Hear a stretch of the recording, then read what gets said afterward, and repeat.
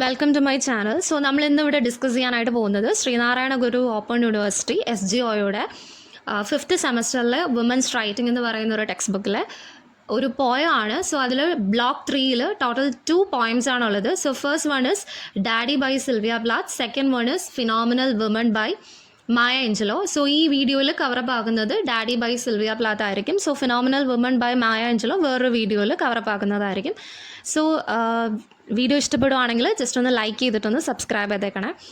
So first one എന്ന് പറയുമ്പോഴത്തേക്ക് daddy by Sylvia പ്ലാത്ത് ആണ്. സോ ഇതിൻ്റെ അകത്ത് ടെക്സ്റ്റിൽ സിൽവിയ പ്ലാത്തിനെ കുറിച്ചിട്ട് നമുക്ക് കുറേ ഇൻട്രൊഡക്ഷനും കാര്യങ്ങളൊക്കെ കൊടുത്തിട്ടുണ്ട്. പുള്ളിക്കാരി ഒരു അമേരിക്കൻ റൈറ്ററാണ്. കുറേ കോൺട്രിബ്യൂഷൻസ് കാര്യങ്ങളൊക്കെ കൊടുത്തിട്ടുണ്ട് ടെക്സ്റ്റ് ബുക്കിൽ.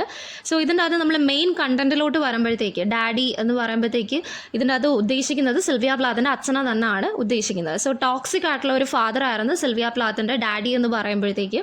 സോ കുറേ ടോക്സിസിറ്റി അനുഭവിച്ച ഒരു കുട്ടിക്കാലം, ഒരു ചൈൽഡ്ഹുഡ് ആയിരുന്നു സിൽവിയ പ്ലാത്തിൻ്റേത്. സോ അതിനെയൊക്കെ പോർട്രേ ചെയ്തുകൊണ്ടാണ് സിൽവിയ പ്ലാത്ത് ഇതിൽ ഒരു 16 സ്റ്റാൻസാസ് ഉണ്ട് അത് എഴുതിയിരിക്കുന്നത്.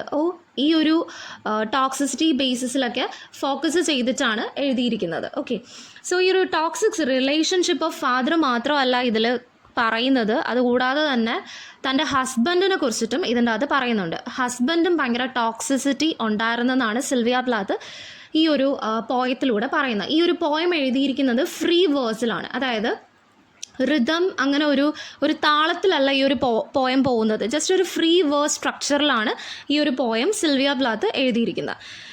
സോ ഇവരുടെ ഫാദർ എന്ന് പറയുന്നത്, സിൽവിയ പ്ലാത്തിൻ്റെ ഫാദർ എന്ന് പറയുന്നത് ഒരു 10 വയസ്സ്, സിൽവിയ പ്ലാത്തിന് ഒരു 10 വയസ്സായപ്പോഴത്തേക്ക് സിൽവിയ പ്ലാത്തിൻ്റെ ഫാദർ മരിച്ചുപോയി. സോ അതിനുശേഷം സിൽവിയ പ്ലാത്ത് വിചാരിച്ച ഒരു കാര്യം എന്ന് വെച്ച് കഴിഞ്ഞാൽ ആ ഒരു ടോക്സിസിറ്റി എല്ലാം അവസാനിച്ചെന്നാണ്. പക്ഷേ തൻ്റെ മാരേജിന് ശേഷം തൻ്റെ ഹസ്ബൻഡിൻ്റെ അടുത്തുനിന്നും ആ ഒരു ടോർച്ചർ സിൽവിയ പ്ലാത്തിന് കിട്ടിയിട്ടുണ്ടായിരുന്നു. സോ അതിനെയൊക്കെ പോർട്രേ ചെയ്തിട്ടാണ് ഇത് സിൽവിയ പ്ലാത്ത് എഴുതിയിരിക്കുന്നത്. ഇതിൻ്റെ അത് മെയിൻ തീംസ് എന്ന് പറയുന്നത് ഇതിൻ്റെ അകത്തൊരു patriarchical society, that is the male dominated സൊസൈറ്റീനെ കുറിച്ചിട്ടാണ് ഇതിൻ്റെ അത് മെയിൻ ഫോക്കസ്ഡ് തീമായിട്ട് ഇതിൻ്റെ അത് പറയുന്നത്. അതുകൂടാതെ തന്നെ സ്ലേവറി, അടിമത്തത്തിനെ കുറിച്ചിട്ട് പറയുന്നുണ്ട്. പിന്നെ ഫ്രീഡത്തിനെ കുറിച്ചിട്ട് സിൽവിയ പ്ലാത്ത് എങ്ങനെയാണ് ഒരു ഫ്രീഡം വേണുന്നത് അതിനെക്കുറിച്ചിട്ടും കാര്യങ്ങളൊക്കെ സിൽവിയ പ്ലാത്ത് ഇതിലൂടെ ഈ ഒരു പോയത്തിലൂടെ എക്സ്പ്ലെയിൻ ചെയ്യുന്നുണ്ട്. പിന്നെ സിൽവിയ പ്ലാത്ത് അനുഭവിച്ച ആ ഒരു സപ്രഷൻ, ആ ഒരു ഒപ്രഷൻ ഫോഴ്സസ്, ആ ഒരു ഒപ്രസീവ് ഫോഴ്സസിനെ കുറിച്ചിട്ടൊക്കെ ഈ ഒരു പോയത്തിലൂടെ സിൽവിയ പ്ലാത്ത് എക്സ്പ്ലെയിൻ ചെയ്ത് കൊടുക്കുന്നുണ്ട്.